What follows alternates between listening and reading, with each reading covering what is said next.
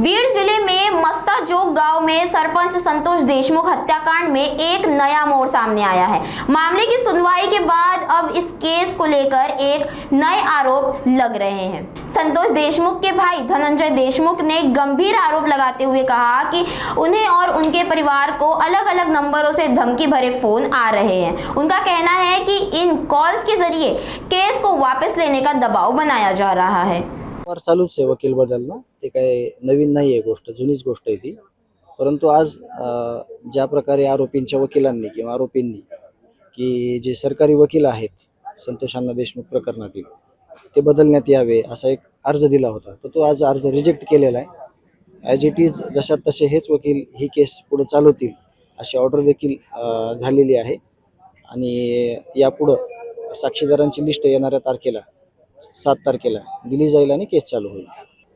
ह्या केसला बाकीच्या काही केसेस आहेत त्याच्याशी कंपेअर केलं जात आहे। याविषयी मी रीतसर जे आपले SP साहेब आहेत त्यांना सगळ्या गोष्टी सांगितलेल्या आहेत, कागदोपत्री दिलेले आहेत आणि त्यावर त्यांनी ॲक्शन देखील घेणं गरजेचं आहे। कारण का आपण या केसमध्ये बघितलेलं आहे, सुरुवातीच्या काळात ज्या काही गोष्टी ज्या त्यावेळेस करायच्या होत्या त्या करण्यात न आल्यामुळं हे खून प्रकरण झालेलं आहे।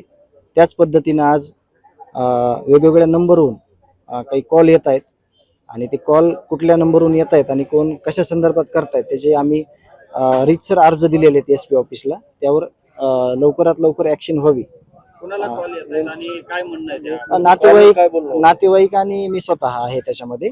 आता त्याच्यात ॲक्शन काय होती आम्ही रीतसर दिलेलं आहे तसे पत्र, त्यावर मी जर आज SP साहेब असतील तर मी त्यांना भेटणार आहे। काय त्यामध्ये धमकी दिली जाते, नेमकं काय दबाव आणला जातो असं म्हणजे अंदाज काढला जातोय की समजा ही केस कशाने थांबवल।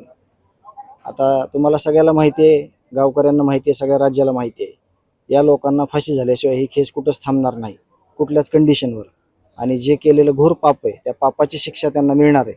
म्हणून जे काही खडा टाकून बघण्याचं काम चालू आहे किंवा ज्या काही गोष्टी चालू आहेत त्या चुकीच्या आहेत आणि त्या संदर्भात आपण लिगली SP साहेबांना कळवलेलं आहे। धमकी आहे का ऑफर आहे?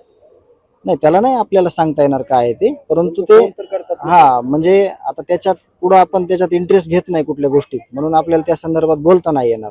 ते ॲक्शन SP साहेबांनी पोलीस प्रशासनाने घेतली पाहिजे। म्हणून ह्याचं उत्तर जे आहे किंवा ते काय आहे ते SP साहेब किंवा पोलीस प्रशासनाने सांगणं गरजेचं आहे।